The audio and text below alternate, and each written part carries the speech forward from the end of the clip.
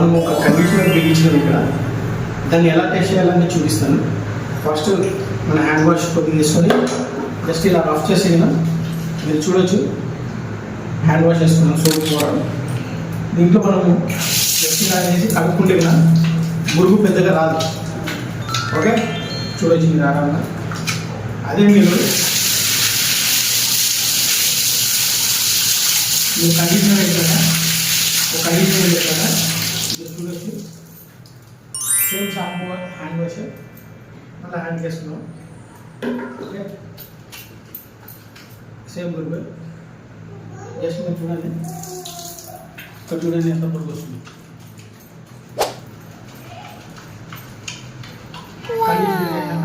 మురుగు ఎంత వచ్చింది చూడండి.